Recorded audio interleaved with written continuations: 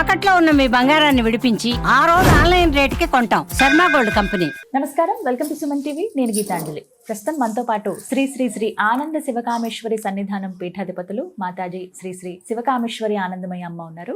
వారితో మాట్లాడదాం. అమ్మ నమస్కారం. నమస్కారం తల్లి. శ్రీమాత్రే నమః. శ్రీమాత్రే నమః. ఎప్పటి నుంచో అడగాలనుకున్న సందేహం ఇది, ఇప్పుడు టైం వచ్చిందనమాట. లలితా సహస్రనామం, ఈ పారాయణ అసలు ఎంతో మంది ఎన్నో రకాలుగా చేస్తూ ఉన్నారని విన్నాం. అవును. అసలు ఎలా చేయాలి, శాస్త్రం ఏం చెబుతోంది అంటే, అమ్మ ఒకటి నిర్ణయిస్తుంది కదా, ఇలా చదివితేనే ఇది కరెక్ట్గా చదివినట్టుగా అని చెప్పి పారాయణం అని. అవును. అంటే ఇప్పుడు దేవాలయాల్లో కావచ్చు, సామూహికంగా కొంతమంది కోటి పారాయణాలని ఇలా రకరకాలుగా చేస్తున్నారమ్మా. అసలు లలిత సహస్రనామ పారాయణం చేసే విధానం ఏంటి అంటే, ప్రారంభం నుంచి మాట్లాడుకుందాం. ఏ శ్లోకంతో ప్రారంభించాలి, ఏ దైవారాధనతో ప్రారంభించాలి, ముగింపు ఎలా ఉండాలి, ఎవరెవరు చేయాలి, ఇలా చాలా సందేహాలు ఉన్నాయి. నివృత్తి చేయండి. తప్పకుండా తెలియజేస్తాను. చాలా మంచి ప్రశ్న అమ్మా.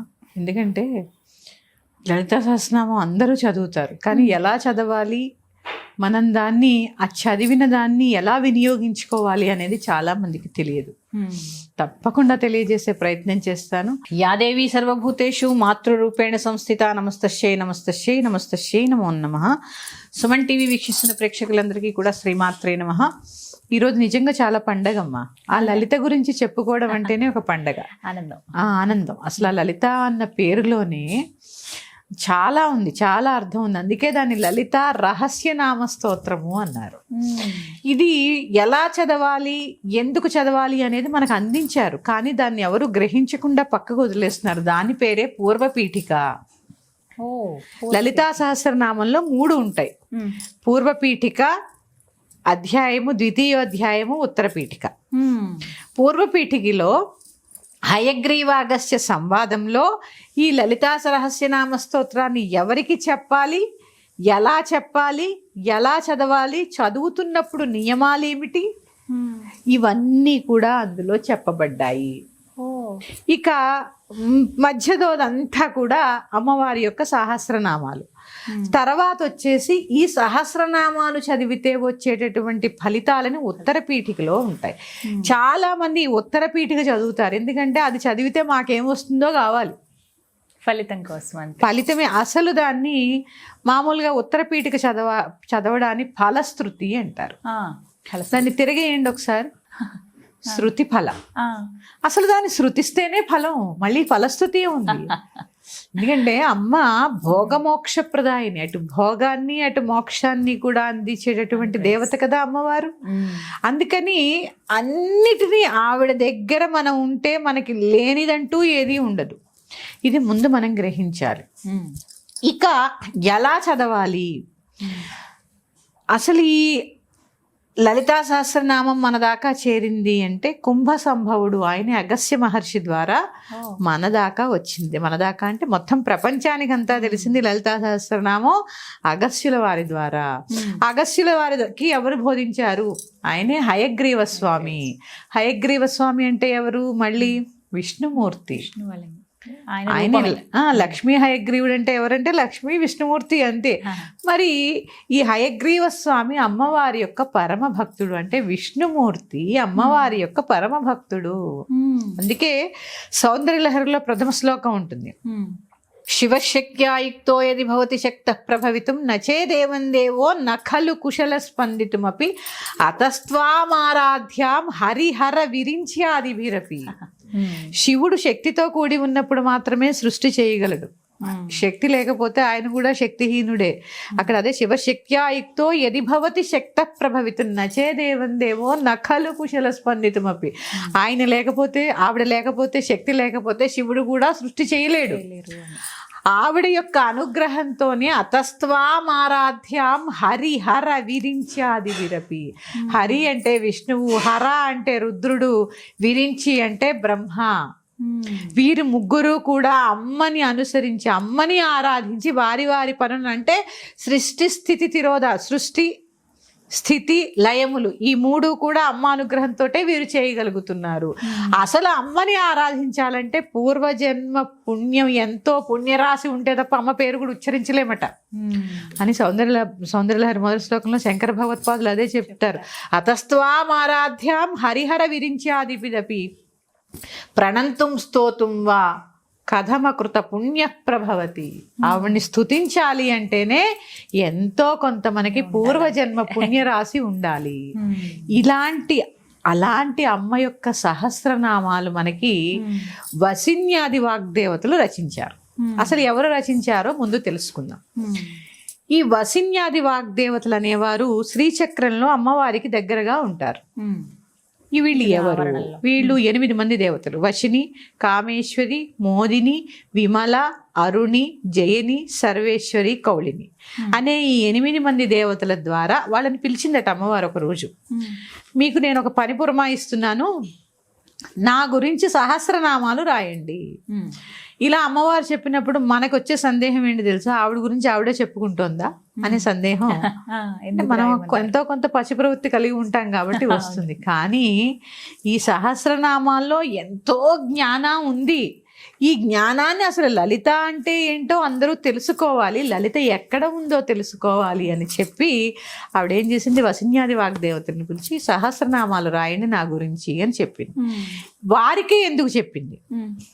ఎందుకు అంటే, ఇప్పుడు మీరున్నారమ్మా, నన్ను రోజు చూసారనుకోండి, నేను ఏం చేస్తాను, ఎప్పుడు నిద్రలేస్తాను, ఎలా ఉంటాను, నా తత్వం ఏంటి, నేను ఏం భుజిస్తాను, ఎవరితో ఎలా మాట్లాడతాను, ఇవన్నీ మీకు తెలుస్తాయా లేదా? అలాగే శ్రీచక్రంలో అమ్మకి దగ్గరగా వసిన్యాది వాగ్దేవతలు ఉండి అనుక్షణం అమ్మ దగ్గరే ఉంటూ అమ్మ యొక్క శుశ్రూష చేస్తూ అమ్మ ఏది మాట్లాడితే అది ప్రసాదం కింద భావిస్తూ ఆ అమ్మ యొక్క ఉపాసనలో ఉన్న దేవతలు ఈ వసిన్యాది వాగ్దేవతలు. వారే అష్టమాతృకలు, వారే వసిన్యాది వాగ్దేవతలు. వారికి చెప్పింది అమ్మ. ఇక వీరేం చేశారంటే రాసేసారు, వసిన్యాది వాగ్దేవతలు సహస్రనామాలు రాసేసారు. ఇది అయిపోయింది, ఒక ఘట్టం పూర్తయింది, అక్కడికి రాసేసారు. అది ఎలా తెలియాలి అందరికీ? అప్పుడు వీళ్ళు సహస్రనామాలు రచించగానే అమ్మవారు పెద్ద సభ ఏర్పాటు చేశారట. మొత్తం అందరి దేవతల్ని పిలవండి అని ఒక సభ ఏర్పాటు చేసి వసిన్యాది వాగ్దేవతల్ని ఆ సభకు ఆహ్వానించమని చెప్పారట అందరినీ. ఇక మంత్రిని సేన, దండిని సేన అంటే వారాహి సేన, శ్యామలా సేన, అలాగే 64 కోట్ల మంది యోగిని దేవతలు, శ్రీచక్ర దేవతలు, మొత్తం సమస్త భూమండలంలో ఉన్న దేవతలంతా కూడా ఆ పరివారాలతో సహా పతిపుత్ర పత్నీపుత్ర పరివారాలతో సహా సభకి హాజరయ్యారట. ఎందుకు మరి? పిలిచింది ఎవరు? సుప్రీం జగన్మాత కదా. అవును. పిలిచేసరికి అందరూ వచ్చారు. ఆ సభలో అమ్మవారి ఈ సహస్రనామాలు వసిన్యాది వాగ్దేవతల ద్వారా అందరికీ చెప్పడం జరిగింది. అందులోనే చెప్పాను కదా, హరిహర విరించ్యాది బిరపి వాళ్ళ ముగ్గురే అమ్మవారి యొక్క ఉపాసకుల్లో చాలా చాలా చాలా ముఖ్యమైన వాళ్ళల్లో అగస్త్య మహర్షి, ఆయన భార్య లోపాముద్ర, అలాగే చంద్రుడు, మన్మధుడు, అలాగే విష్ణుమూర్తి, ఇట్లా వాళ్ళందరూ కూడా ఆ దేవి యొక్క ఉపాసన ద్వారా, దేవి యొక్క ఇచ్చిన ఆ దేవిని ఆరాధించడం ద్వారా తమ తమ కార్యాలని బాగా చేస్తున్నారనమాట. ఇలాగ లలితా సహస్రనామం వచ్చిందని దేవతలందరికీ కూడా తెలిసింది. ఇంకా దేవతలకు తెలిసింది, మరి మనలాంటి మనుషుల సంగతి ఏంటి? అప్పుడు చూడండి, ఫస్ట్ దేవతల దాకా వచ్చింది. ఇక ఆ తర్వాత నుంచి ఎక్కడికి వచ్చింది? ఆ తర్వాత నుంచి హయగ్రీవ స్వామి వారి దాకా వచ్చిన తర్వాత మరి ఈ విష్ణుమూర్తి హయగ్రీవ అవతారంలో ఎందుకున్నారు? జ్ఞానానందమయం దేవం నిర్మలం స్ఫటికాకృతిం ఆధారం సర్వ విద్యానాం హయగ్రీవం ఉపాస్మహి. ఇది దేవి భాగవతంలో ఒక కథ ఉంటుంది. ఈ శుంభ నిశుంభల వధ అయిపోయిన తర్వాత విష్ణుమూర్తి రెస్ట్ తీసుకుంటారు. పాపం తీసుకుంటూ ఆయనకు నిద్ర వచ్చేస్తుంది. కొన్ని వేల సంవత్సరాలు యుద్ధం చేసి అలసిపోయి ఆయన విల్లు ఉంటుంది కదా, విల్లు మీద ఇలా తలబెట్టి నిద్రపోతారు. నిద్రపోయినప్పుడు ఈ హయగ్రీవుడు అనే రాక్షసుడు ఇంకా వాళ్ళని దేవతల్ని భయపెడుతూ నానా భీభత్సం సృష్టిస్తూ ఉంటాడు. వీళ్ళు వెళ్ళి స్వామివారిని విష్ణుమూర్తి ఎంత లేపుతున్నా లేవట్లేదు. ఎందుకంటే దుష్ట సంహారం ఆయనే కదా చేసేది.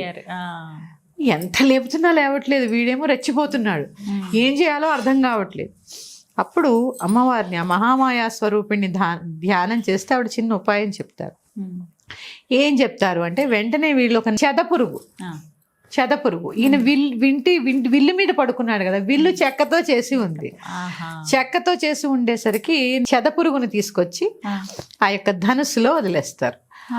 చెదపురుగు ఏమడుగుతుందంటే, నన్నేమో విష్ణుమూర్తిని లేపమంటున్నారు, నాకేమో పాపం వస్తుంది, నిద్దట్లో ఉన్న వాళ్ళని లేపితే నాకేంటి మరి, నేను ఈ పని చేసినందుకు నాకేంటి మరి, భయపడుతుంది కదా మరి విష్ణుమూర్తిని లేపాలని. అందుకే ఏం చెప్తారంటే చూడండి, హవిస్సుల్లో దేవతలు హోమం చేసేటప్పుడు ఆ హవిస్సులు ఇస్తారు కదా, ఆ హవిస్సుల్లో పక్కన పడి మిగిలిపోయినంతా కూడా ఈ చెదపరుగుకే నీకే చెందుతుంది అని చెప్పి బ్రహ్మదేవుడు వరమిస్తాడు. అందుకే చూడండి, ఎంత చేసినా హోమంలో ఎంతో కొంత మిగులుతూ ఉంటుంది, అది ఆ చెదపురుగుకి చెందుతుంది అనమాట. ఇక ఆవిడ ఆ ధనస్సులోకి వెళ్ళి కొరికేస్తుంది. ఆ ధనుస్సుని కొరికేసరికి ఆ వింటి నారి ఏదైతే ఉందో అది తెచ్చి విష్ణుమూర్తి తల తెగి పడిపోతుంది. తల తెగి పడిపోయేసరికి ఇక వీళ్ళ అతలాకుతలు అయిపోయి దేవతలంతా మహామాయని ప్రార్థించి, అమ్మవారిని ఆ దేవిని ప్రార్థించగానే ప్రత్యక్షం అయితే అప్పుడు ఆయనకి ఒక గుర్రపు తల తెచ్చి అతికిస్తారు. ఇది ఎందుకు అంటే హయగ్రీవుడికి వరం ఉంటుంది. మానవులు దానవులు ఎవరూ చంపలేరు. ఏంటి నరవేమో శరీరము, నరుడు, పశువేమో శిరస్సు, గుర్రం తల ఉన్నవాడే చంపాలని చెప్పి ఆయనకు ఒక వరం ఉంటుంది అనమాట. అట్లా ఆ యొక్క వృత్తాంతం ద్వారా అప్పుడు ఈయన నిద్ర లేచి ఆ హయగ్రీవ స్వామిని వధించి, ఇదంతా అప్పటి నుంచే ఆ రాక్షసుడి పేరు హయగ్రీవుడే. ఈయన హయగ్రీవ నామంతో ఆ తపస్సులో చాలా రోజులు ఉంటారు. అది హయగ్రీవ అవతారం. ఈ హయగ్రీవ స్వామి అమ్మవారిని ఆరాధించి చాలా పొందుతారు. ఆ హయగ్రీవ స్వామి వారికి అమ్మవారు ఈ లలితా సహస్రనామం గురించి కొన్ని నియమాలు చెప్తారు. ఎవరికి పడితే వారికి బోధించవద్దు. ఈ లలితా సహస్రనామం ఒకటే కాదు, అమ్మవారి యొక్క ముఖ్యమైనటువంటి స్తోత్రాలలో ఖడ్గమాల, త్రిశతి, లలితా సహస్రనామం, ఈ మూడు కూడా ఎవరికి పడితే వారికి బోధించవద్దు అని చెప్పి అమ్మవారు చెప్తారు. ఈయన ఎవరికీ తెలియకపోతే ఎలాగమ్మా అని చెప్పి ప్రార్థిస్తే మరి ఎవరు పడితే వాడు ఎలా పడితే అలా చదవడానికి వీల్లేదు. ఎందుకంటే ఒక్క నామంలో కొన్ని వేల అర్థాలు ఉన్నాయమ్మా. చూడండి, శ్రీమాత అనే నామంలో శ్రీమాత, శ్రీ మహారాజ్ని, శ్రీమత్ సింహాసనేశ్వరి, ఆ ఒక్క నామం, ఆ స్టాంజా తీసుకుంటే మనం ఒక అరగంట దాని గురించి మాట్లాడుకోవచ్చు.